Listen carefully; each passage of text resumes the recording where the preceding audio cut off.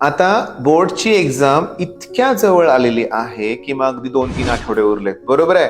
मग अशा वेळेस काही पालकांची काय अपेक्षा असते की बोर्डच्या एक्झाम बरोबर तू सीईटीची पण तयारी चालू ठेव. पुन्हा सीईटीला कमी वेळ आहे. तुम्हाला सगळ्यांना काय सांगायचं आहे की ही स्टेज आता आलेली आहे की जिथं तुम्ही पूर्ण फोकस हा बोर्ड एक्झामवर ठेवला पाहिजे.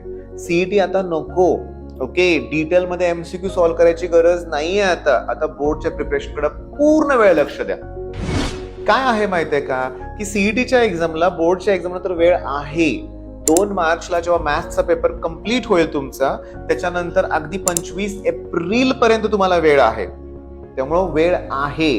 त्यामुळं सीईटीला कमी वेळ आहे. मग त्या पॅनिक होऊन बोर्डच्या एक्झामची तयारी सोडून तुम्ही जर सीईटीचा अभ्यास करत बसला तर हे आता चालणार नाहीये. त्यामुळे माझं सजेशन काय आहे, आता 100% बोर्डची तयारी.